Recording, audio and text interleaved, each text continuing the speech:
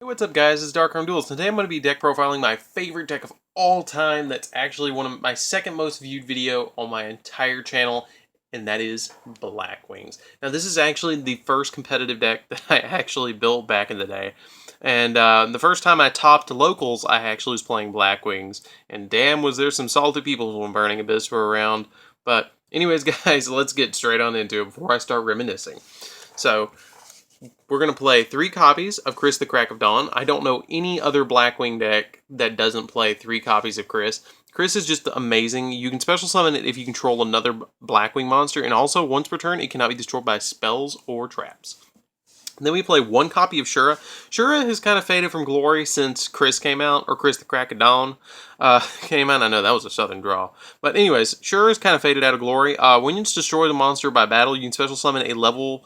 It doesn't even have to be a level. It has to be a monster with 1500 attack or less from your deck that's a Blackwing monster. But it kind of has fallen from grace since Chris has come out because it doesn't special summon itself. And speaking of special summoning itself, we're going to play 3 copies of Bora the Spear.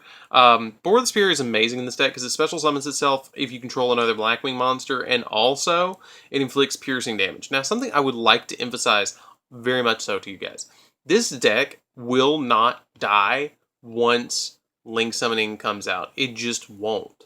Link Summoning is going to make this deck, think about this. If you have Bora and you have Chris, you can special summon and make a Link too. You can then play Zapdos, which he can revive himself, and then you can make a rank 3, or Link 3 by normal summoning the Zapdos, and then special summoning these two. And then you can link into anything. So it's really easy to see this deck living through Link Summoning, and I hope I'm right. I really hope I'm right. And with the new Assault Blackwings, or new-ish Assault Blackwings, I still think this deck is going to live. But then we play 3 copies of Kalut the Moonshadow, which is the hand trap of the deck that you can discard Kalut the Moonshadow to have a Blackwing you control gain 1400 attack until the end phase. Until the end phase. Then we play 2 copies of Gale the Whirlwind. Gale, you don't need any more than 2 Gale. Some people play 3, and again, when Link Summoning comes out, I could see it going up to 3. But until then, you only need 2. It can once per turn target a monster your opponent controls and half its attack. Now, with Link Summoning come out, I think that that could be very, very good, because you could have their Link monster and then kill it, and then they can't Link anymore for a little while. But Gale's great. Gale is great. Then we play 2 copies of Pinaka, which I always forget to search at the end phase. I know a lot of you people are going to comment, or a lot of my subscribers are going to comment and be like, yeah, me too. And some people are going to be like, I never forget, but you're a liar. You know you forget. It happens. But then during the end phase, if it's sent to the graveyard because it was sent there from the field, you can add a Blackwing monster from your deck to your hand, any of them, which is great. And it's a tuner that's a level 3. Then we play, speaking of level 3 tuners, we play 1 copy of Steam. I could see myself cutting this when Link Summoning comes out for the 3rd Gale, but for now I'm playing 1. If it leaves the field at all, you special summon a Steam token, then you contribute a card on your side of the field. Once, I think it's once per duel, or once per turn. Yeah, once per duel. If this card is summoned this way, it can only be used for Synchro Summon for a Blackwing.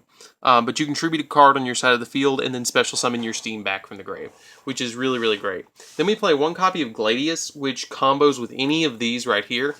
If you have Gladius in your hand and you have like a Pinaka, you can normal summon the Pinaka and then special summon the Gladius, sync into a, what's his name? Nothung, and then go search with Orsha because you normal summoned your Pinaka off of Whirlwind, and then you can search the Orsha, which is this card right here, and then synchro into a Hawk Joe or any other Blackwing synchro to climb the levels, which is really, really great.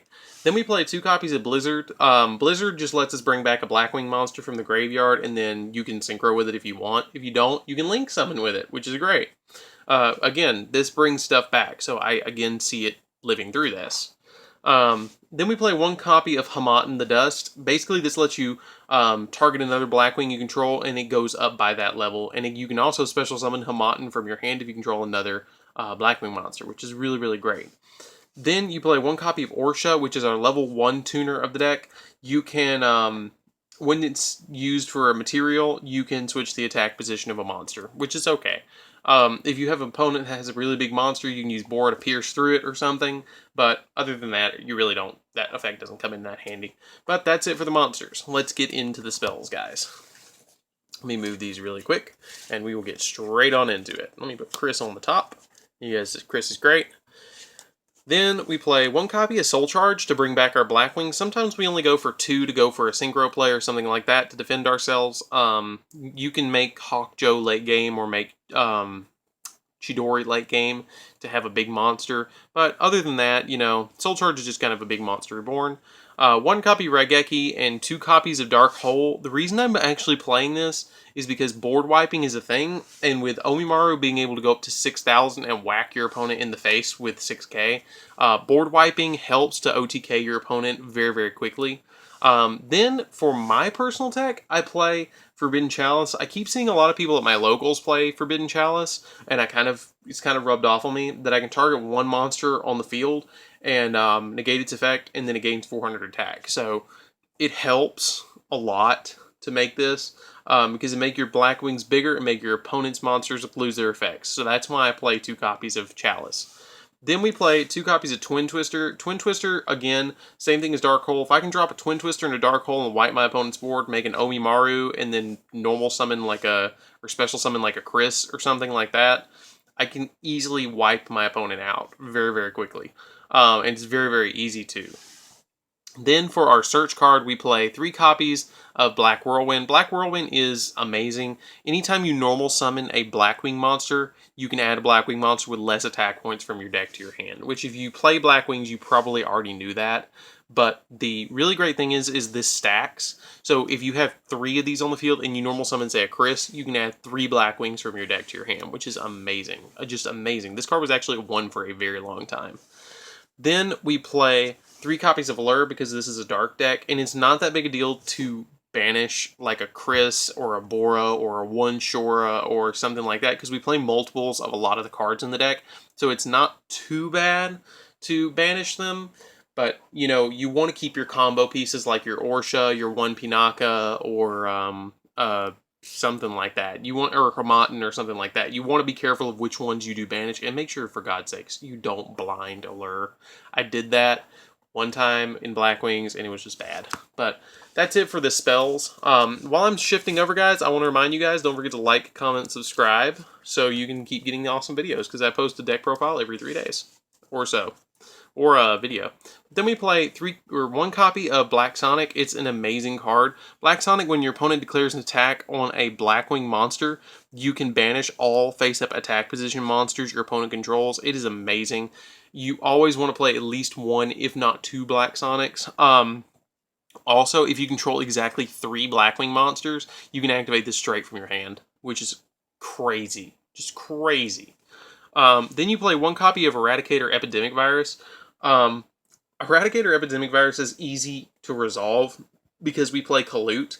You can actually attack with a Kalute on your battle phase, or attack with a Chris or something on your battle phase. Anything from Zaphros to anything like that. Activate this on your main phase too, because it lasts till the end phase. Get rid of all their spells, and then their opponent's like, well, what the fuck do I do now? Excuse my French, but what the hell do I do now that I've lost my all my spells for 3 turns? So you already have big monsters, or you just pop their traps. I mean, a lot of people scoop when they see this go off.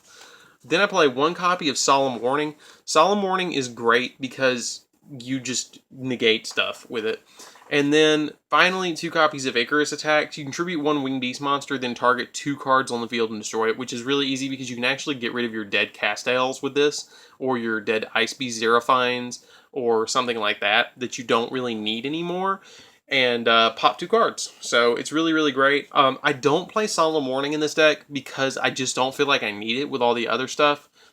With Icarus Attack and Solemn Warning, I just don't feel like I need Solemn Strike. I just don't need it with all this other stuff. But let's get into the extra deck. Now, if I was going to play Solemn Strike, I'd probably drop the Dark Holes. But that's it. if I wanted more control. Then I play one copy of Omimaru in the extra deck. Omimaru is basically a 6k beater that he's just crazy. He's just crazy. Then one copy of Beals because he's a level 8 and he's easy to go into. One Crystal Wing, yep, still proxying it. Still don't proxy it till it gets reprinted. Crystal Wing is great. It's easy to summon in this deck. It's surprisingly easy to summon this deck. Then for the Assault Blackwings, we're going to play one copy of Raikiri. Raikiri's effect is that you can target cards your opponent controls equal to the number of Blackwings you control except this card and destroy them, which is crazy. When I read this card, I was like, oh my god. Oh my god, Blackwings. Quit being crazy. Then I play one copy of Chidori, the Rain Sprinkling. God, why did they call him Rain Sprinkling? Why didn't they call him Light Rain or, you know, Downpour or something like that? But the Rain Sprinkling, that doesn't sound intimidating. With his effect, he is intimidating, but with his name, it's laughable. Well, while you can control this face-up card, this card gains 300 additional attack points for each Blackwing monster in the graveyard, and when it's destroyed and sent to the graveyard, you can target one Wing Beast Synchro monster in the graveyard and special summon it. The other thing to keep in mind about this is when you Synchro into both of these Assault Blackwings, they count as tuners, which is amazing. Then we play one copy of Armor Master. People are going to ask me, why do you still play Armor Master? He's good to put in defense mode and to climb with. He's easy to make in this deck, and I've always liked Armor Master. And the wedge counter gimmick still works, kinda. Then we play one copy of Obsidian Hawk Joe. Obsidian Hawk Joe is a really good card. He's really easy to go into in this deck. Like I said, this deck really makes level 7s or synchros that's really... It's crazy easy to go into them. He's essentially a monster reborn, and if he's going to be targeted, you can target another Blackwing you control. But something to keep in mind is during either player's turn, you can target one level, or not during either player's turn, during your turn, you can target one level 5 or higher Wing Beast monster in the graveyard and special summon it, which is really, really, really good in this deck. It's just great. It's easy. He's probably my favorite of the extra deck Blackwings to combo with Nothung. And speaking of Nothung, we're going to play two copies of Nothung. When he's synchros, or when he's special summoned, you can inflict 800 points of damage to your opponent, then target one face-up monster your opponent controls. It loses 800 attack and defense, and you can normal summon an additional time per turn. But you can only activate each of his effects once per turn. So, then we play one copy of Brio, which Brio actually got errata to where you can only use his effect once per turn, but it's really easy to do with Soul Charge in the deck. You just dump all the ones you want to special summon, and then, you know, special summon them back, and put the cards you don't want back in their hand. Then we play two copies of Yugioh, or Yugioh, I don't know. Anyways, the Rainstorm. Rainstorm is really, really good. When he is special summoned, you can target one Assault Blackwing monster in your graveyard and special summon it. And during your main phase, if this card is in your graveyard, because it was sent there this turn, you can banish one other Assault Blackwing Yugioh from the graveyard and special summon this card. So if you can get two of them in the graveyard, you can easily go into another one. And it's really easy to go in these with Blizzard and Kalute in the grave. Super, super easy.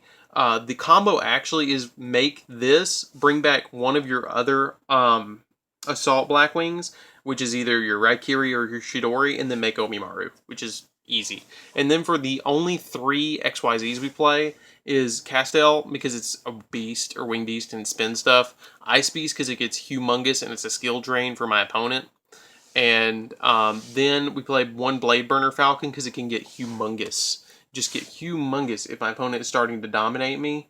And it's just good. You can detach any number of cards from this card and then destroy exactly that number of monsters my opponent controls, which is super great because I can pop 2 cards they control and then whack them in the face for, I don't know, 4K. But that's it. I hope you guys really enjoyed this. I really enjoyed taking this deck profile, and don't forget to like, comment, subscribe for more deck profiles and pack openings and all sorts of fun videos.